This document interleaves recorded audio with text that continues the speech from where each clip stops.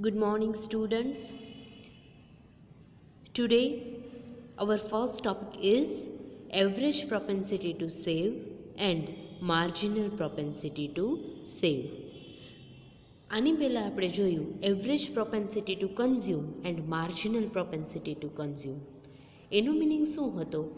It was a relationship between consumption and income, કે તમે તમારી ઇન્કમમાંથી કેટલું કન્ઝમ્પશન કરો છો, કેટલું સ્પેન્ડ કરો છો, that is propensity to consume. પછી એવરેજ પ્રોપેન્સિટી ટુ કન્ઝ્યુમ હોય તો ટોટલ ઇન્કમમાંથી ટોટલ કેટલું કન્ઝમ્પશન કરો છો, that is average propensity to consume. તો માર્જિનલ પ્રોપેન્સિટીનો કન્ઝ્યુમનો મિનિંગ શું હતો? કે તમે તમારી ઇન્કમમાંથી કેટલું તમારી એડિશનલ ઇન્કમ છે એમાંથી કેટલું એડિશનલ કન્ઝમ્પશન કરો છો, that is the marginal propensity to consume. Same way we are going to understand average and marginal propensity to save. So first of all, average propensity to save. Average propensity to save means ratio of total savings to total income, which means how much you are going to save from your total income. તમે તમારી જે total income છે એમાંથી total કેટલું savings કરો છો ને, that ratio is known as average propensity to save. Symbolically, we can represent it as APS, that is average propensity to save, is equals to S divided by Y, where S means savings and Y means income. એટલે તમે તમારી total ઇન્કમમાંથી total કેટલા savings કર્યા એના ઉપરથી average propensity to સેવ છે એ find out કરી શકો. C for example, total savings S છે એ 100 crore છે અને ટોટલ ઇન્કમ છે એ 400 crore છે. તો 100 divided by 400 is equals to 1/4. તો આપણને એપીએસ છે એ 1/4 મળી જાય. Same way, marginal propensity to save means ratio of additional savings to additional income, which means તમે તમારા જે એડિશનલ ઇન્કમ થાય છે એમાંથી કેટલું એડિશનલ સેવિંગ્સ કરો છો, that is known as the marginal propensity to save. I am sorry, there is a mistake in this sentence. અહીંયા થોડી સ્પેલિંગ મિસ્ટેક છે, but I hope you can understand it. So marginal propensity to save કેવી રીતે મળશે? કે મારી જેટલી additional income થાય છે, મારી જે વધારાની ઇન્કમ છે, એ તો આપણને ખ્યાલ જ છે કે જેમ જેમ આપણી ઇન્કમ ઇન્ક્રીઝ થાય એમ આપણું કન્ઝમ્પશન પણ ઇન્ક્રીઝ થાય છે. તો સેમ વે ઇન્કમ ઇન્ક્રીઝ થાય તો સેવિંગ્સ પણ ઇન્ક્રીઝ થાય. So out of total additional income આપણું એડિશનલ સેવિંગ્સ છે એ કેટલું થાય છે, that is known as the marginal propensity to save. Symbolically, we can represent it as delta S divided by delta Y. Delta stands for change, that is change in savings divided by change in income. એટલે તમારી જે additional income છે એમાંથી additional સેવિંગ્સને આપણે proportionately find out કરી શકીએ. So that we can get the value of MPS. We know that C plus S is equals to Y, where C stands for consumption, S means savings and Y means income. આપણે પહેલાં જ ભણી ગયા કે આપણે income છે ને એના ટોટલ બે જ ડિસ્પોઝલ વેઝ છે. એક છે એ કન્ઝમ્પશન છે અને બીજું છે એ સેવિંગ્સ છે. સો આપણી ઇન્કમ છે એ total income is always equals to consumption plus savings. Therefore, the sum of APC and MPC is always equals to unity. એટલે અહીંયા એવું કહે છે કે APC પ્લસ અહીંયા MPC નહીં આવે, APS is always equals to 1. So APCની ફોર્મ્યુલા શું છે આપણે હમણાં જ જોયું, C ડિવાઇડેડ બાય Y. આપણે લાસ્ટ લેક્ચરમાં જ્યારે આપણે પ્રોપેન્સિટી ટુ કન્ઝ્યુમ ભણ્યા ત્યારે તો એપીસીની ફોર્મ્યુલા શું છે? C divided by Y. તો એપીએસની ફોર્મ્યુલા શું છે?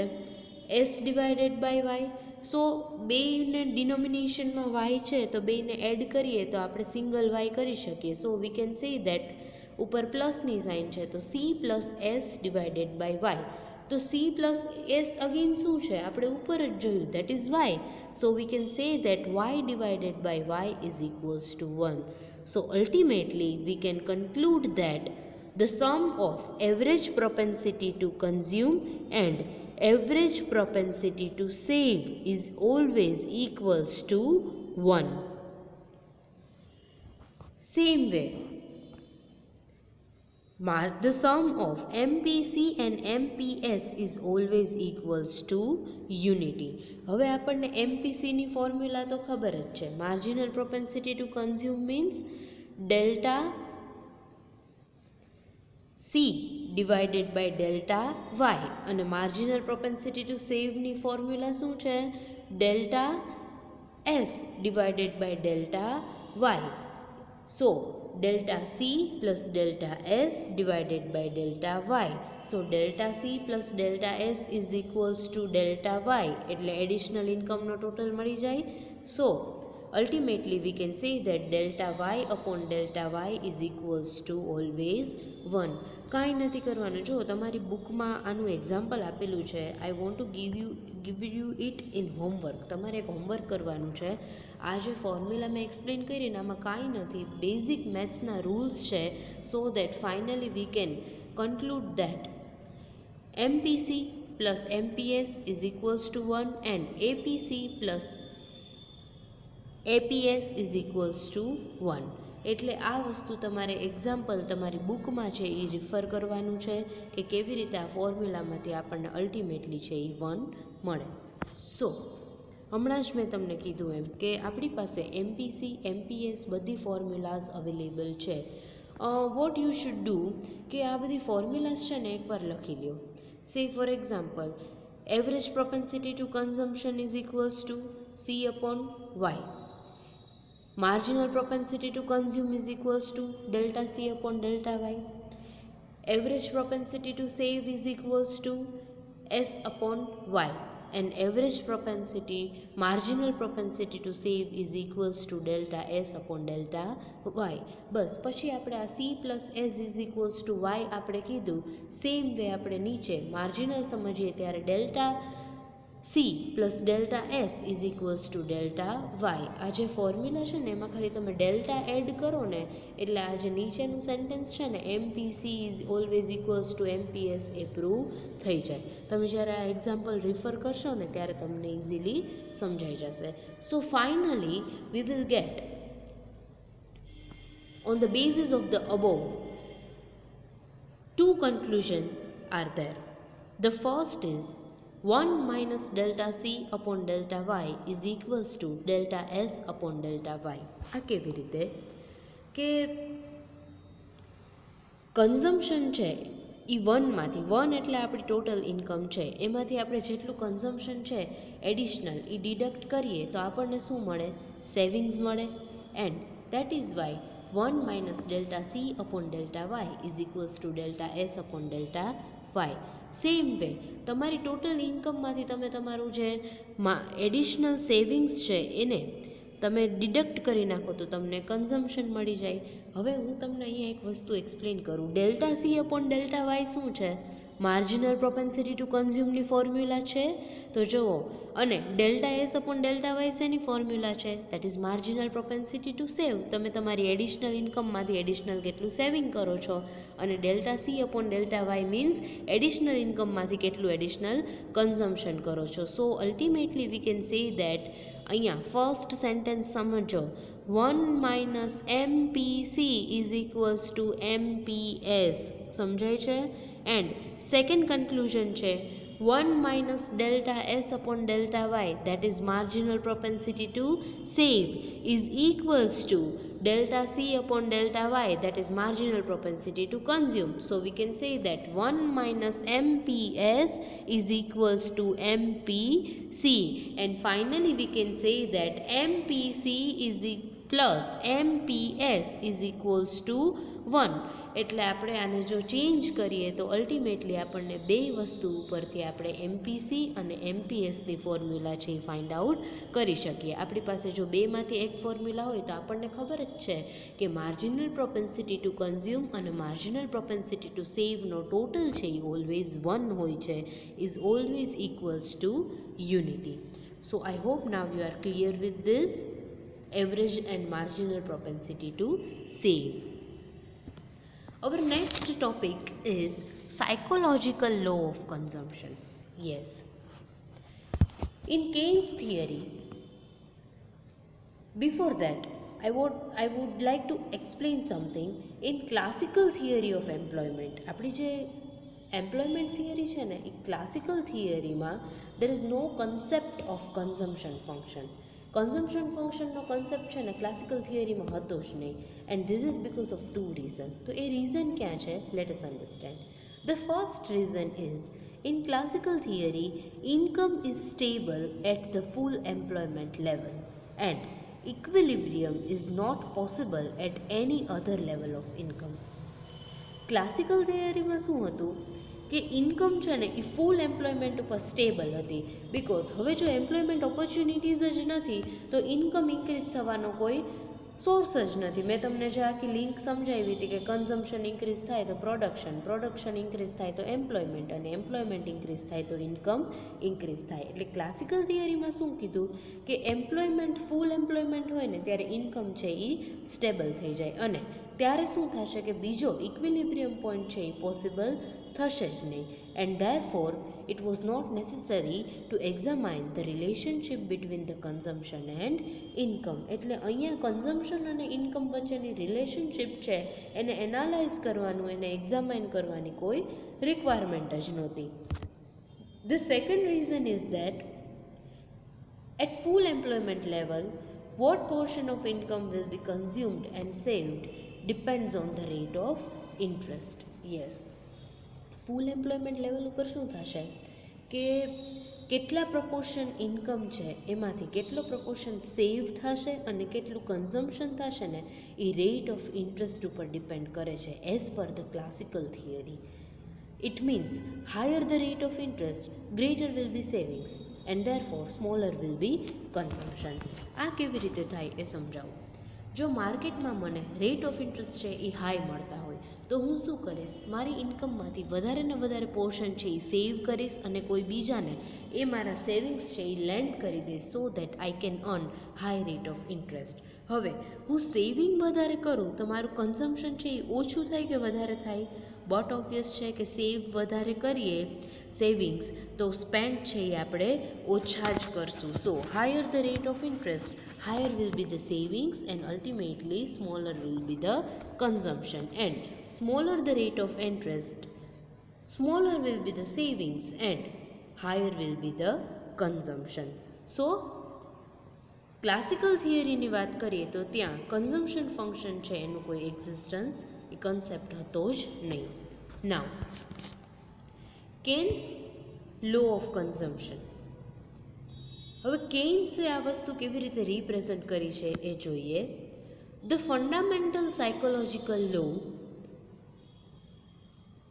upon which we are entitled to depend with great confidence both from our knowledge of human behavior and from the detailed facts of experience. આજે સાયકોલોજીકલ લોની આપણે વાત કરીએ ને એનું આપણે કીધું કે આપણે કઈ વસ્તુ ઉપર ડિપેન્ડ કરીએ છીએ. ગ્રેટ કોન્ફિડન્સ કીધું ને, બોથ. ફર્સ્ટ છે our knowledge of human behaviour. We know that કે જેમ જેમ ઇન્કમ ઇન્ક્રીઝ થાય ને એમ કન્ઝમ્પશન ઇન્ક્રીઝ થાય જ. કે અત્યાર સુધી જે વસ્તુ આપણે પરચેઝ નથી કરીને that definitely we will going to purchase if our income is going to be increased.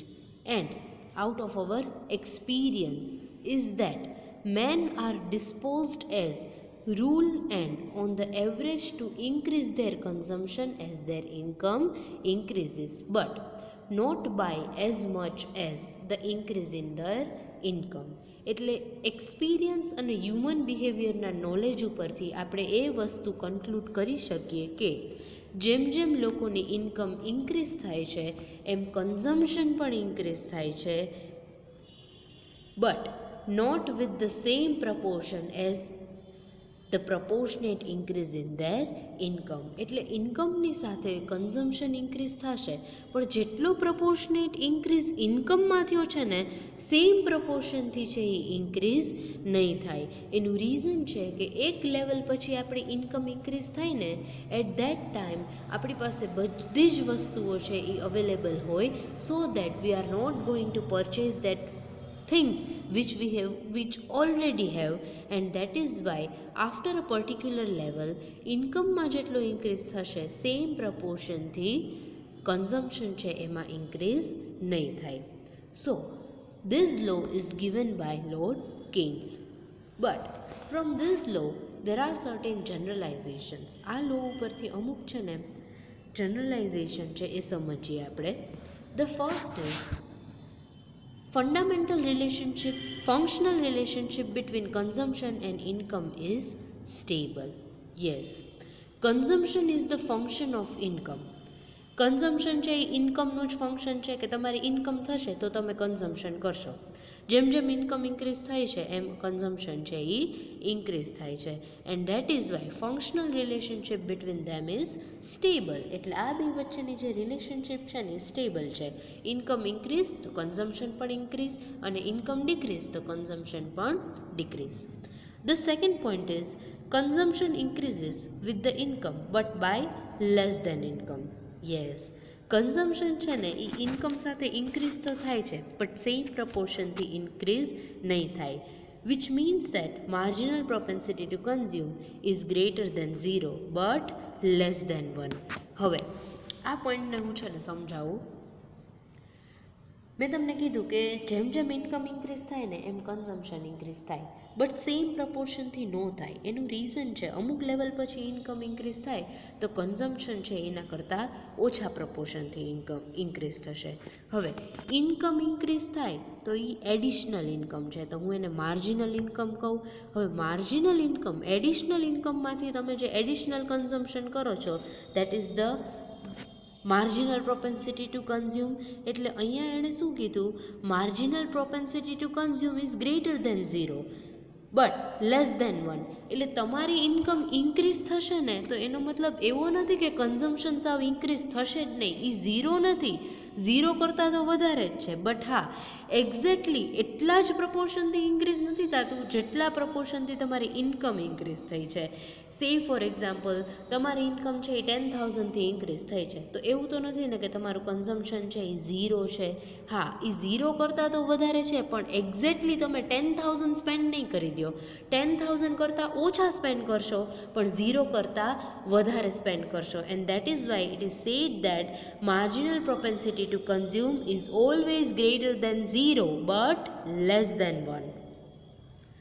The third point is marginal propensity to consume decreases with increase in the income. Yes, you know that કે તમારી income જેમ જેમ increase થશે એમ marginal propensity to consume શું થશે, decrease થતી રહેશે. Because now it is the time કે તમારી પાસે બધી જ વસ્તુઓ છે, એટલે તમારી ઇન્કમ એડિશનલ ઇન્કમમાંથી જે એડિશનલ કન્ઝમ્પશન છે એ ડિક્રીઝ થતું જશે. જેમ જેમ ઇન્કમ ઇન્ક્રીઝ થશે એમ માર્જિનલ પ્રોપેન્સિટી ટુ કન્ઝ્યુમ છે એ ડિક્રીઝ થશે.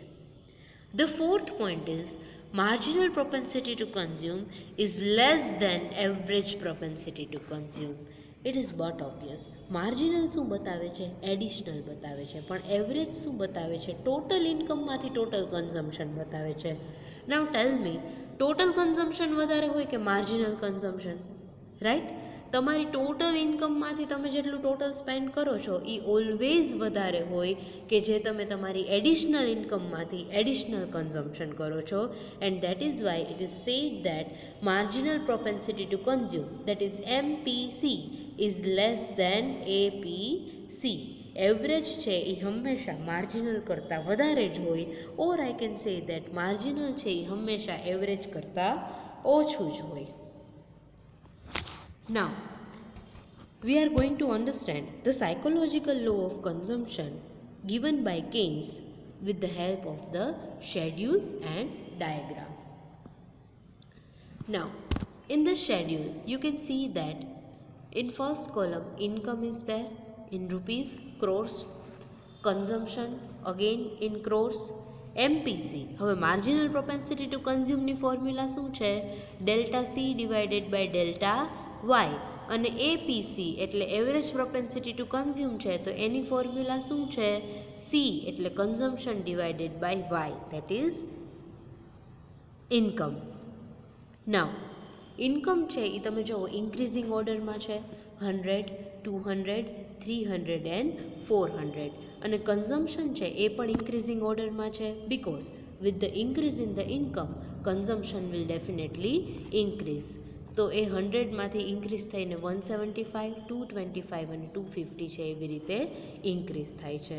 તો આપણને એમપીસી છે એ ઇઝીલી મળી જાય. એમપીસીની ફોર્મ્યુલા શું છે? Delta C upon delta Y. It means additional consumption divided by additional income. હવે તમે આમાં જુઓ, પછી તમે કેલ્ક્યુલેટરથી આ આખા ટેબલની વેલ્યુઝ છે બધી એ તમે ફાઇન્ડ આઉટ તમારે કરવાની છે. નાવ કન્ઝમ્પશન પહેલાં તો 100 છે એટલે એ તો ડેશ જ રહેશે, એડિશનલ નથી. સેકન્ડ સિચ્યુએશનમાં શું થાય છે કે કન્ઝમ્પશન જે 100 હતું ને એ 100માંથી ઇન્ક્રીઝ થઈને 175 થઈ ગયું. તો કેટલું ઇન્ક્રીઝ થયું? 75. એટલે ડેલ્ટા સી આપણને મળી ગયું 75. તો ડેલ્ટા વાય એટલે એડિશનલ ઇન્કમ કેટલી મળશે? 200માંથી 100ને ડિડક્ટ કરીએ તો 100 મળી.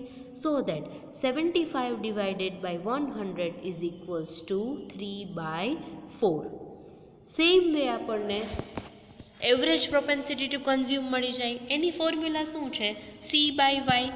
એ તો આપણને ઇઝીલી મળી જાય. જો ફર્સ્ટ કન્ડિશનમાં 100 ડિવાઇડેડ બાય 100 એટલે 1 મળી ગઈ. સેકન્ડ કન્ડિશનમાં 175 divided by 200 so that we can get 7/8. એટલે આ તમે આને ઇક્વેશન એટલે તમે અને છેદ ઉડાડો તમે જે કહો એ ફાઇન્ડ આઉટ કરો તો તમને ઇઝીલી આ 7/8 અને 3/4 છે એ વેલ્યુ મળી જાય. So what you are suppose to do is કે તમે આની ફોર્મ્યુલાની હેલ્પથી આની વેલ્યુઝ છે એ ફાઇન્ડ આઉટ કરો. એટલે એમપીસીની વેલ્યુ કેવી રીતે મળશે? Delta C divided by delta Y. અને એપીસીની વેલ્યુ કેવી રીતે મળશે? C by Y. એ તો બહુ ઇઝી છે.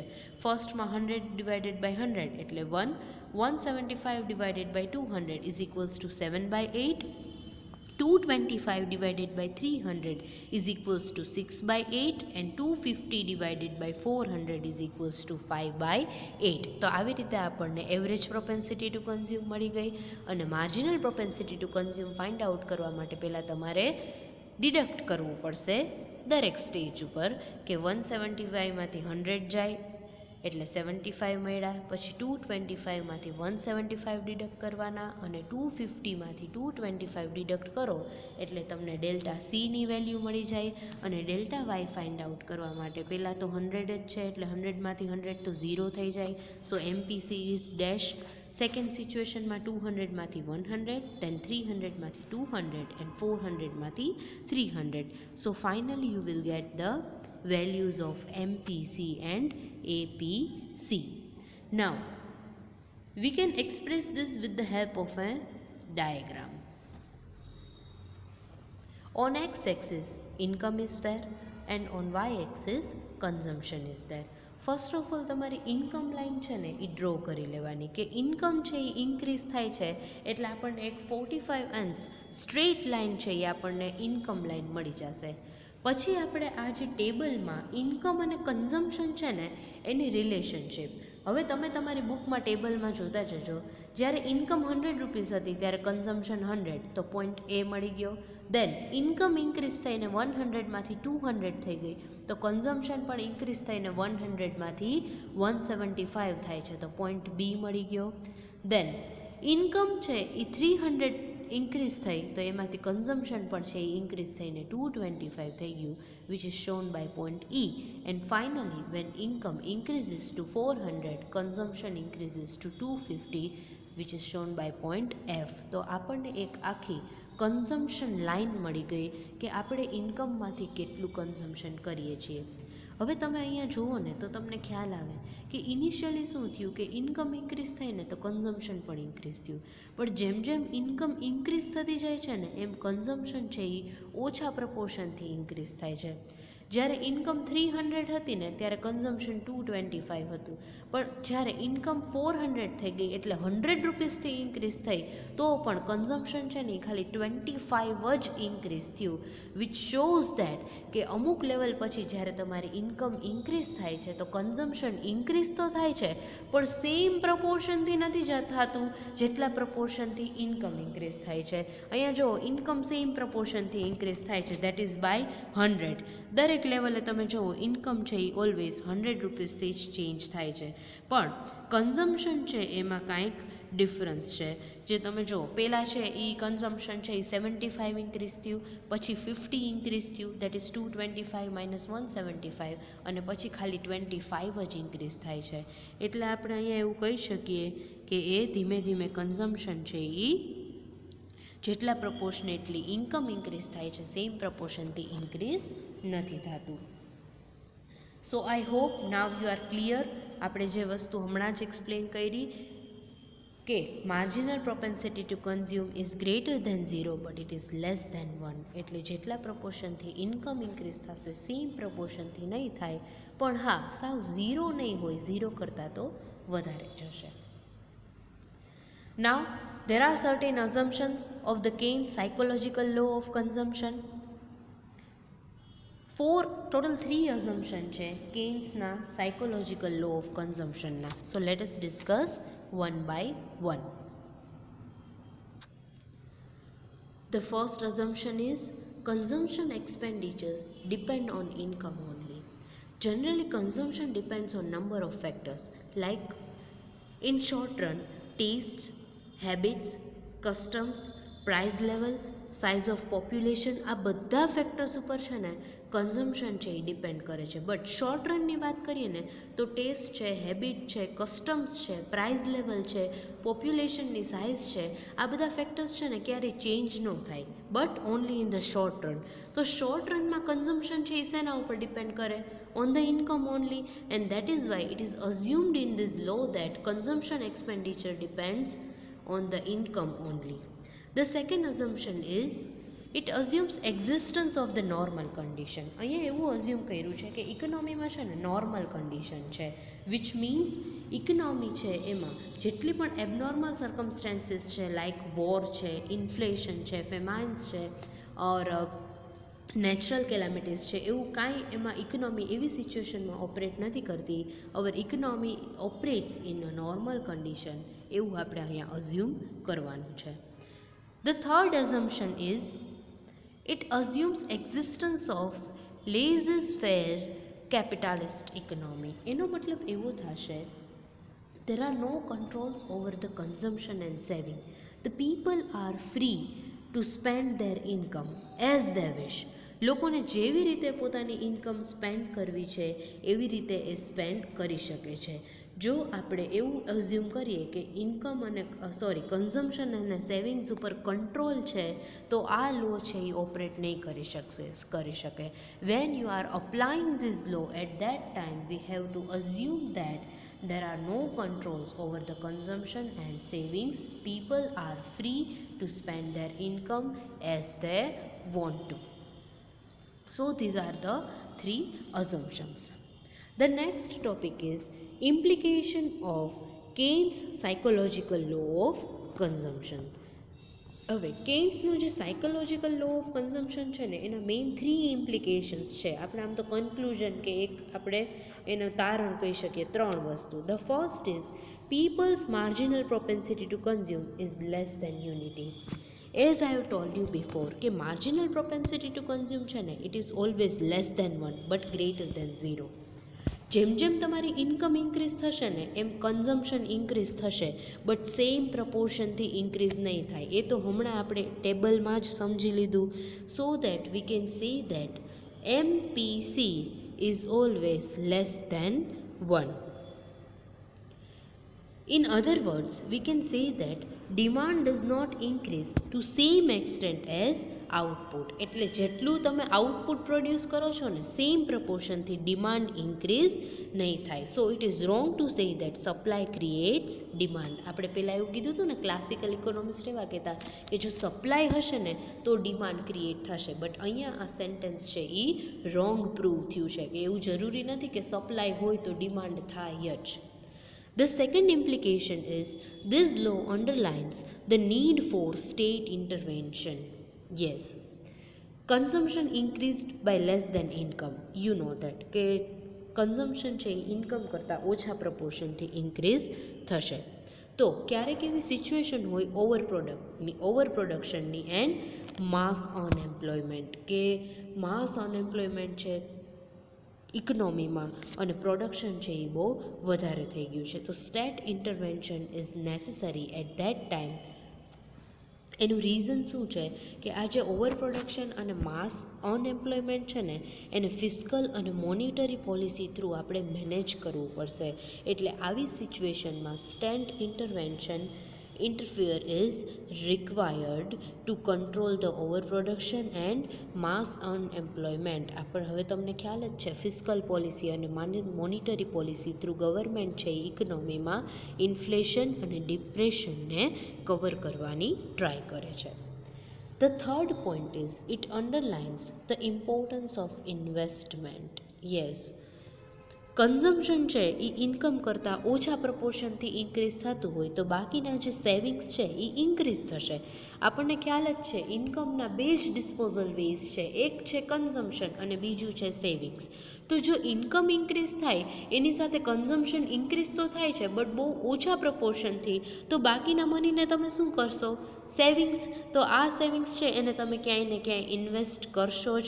પણ જો આ ઇન્વેસ્ટમેન્ટ ઇન્ક્રીઝ નહીં થાય ને તો at the same time there will be a depression and unemployment in our economy. કારણ કે તમારી પાસે જે સેવિંગ્સ છે, જે મની છે, એને તમે કોઈ ફેક્ટરીમાં કોઈ જગ્યાએ ઇન્વેસ્ટ કરો તો એનાથી શું થશે? એમ્પ્લોયમેન્ટ ઓપોર્ચ્યુનિટી ક્રિએટ થશે and ultimately it will increase income. So it is important કે જેમ જેમ કન્ઝમ્પશન છે એ ડિક્રીઝ થતું રહે છે with the increase in the income. Decrease તો નથી થતું, ઇન્ક્રીઝ થાય છે પણ ડિક્રીઝિંગ પ્રપોર્શનમાં. તો at the same times investment should be increase. Investment છે એને આપણે ઇન્ક્રીઝ કરવાનું છે and that is why it underlines the importance of the investment. The next and the last topic of this chapter is determinants of the consumption function. Yes, હવે consumption ફંક્શનના કયા determinant છે, કયા એવા ફેક્ટર્સ છે કે જે તમે તમારી ઇન્કમમાંથી કેટલું કન્ઝમ્પશન કરશો ને એ વસ્તુને ડિટરમાઇન કરે છે. સો these determinants can be divided into two heads. The first is subjective determinants and the second is objective determinants. But listen to me carefully, I am going to upload this lecture in 2 sessions. So first part complete કર્યો છે. હવે આ determinants of the consumption function છે એ હું second પાર્ટમાં explain કરી and I am going to upload 2 sessions.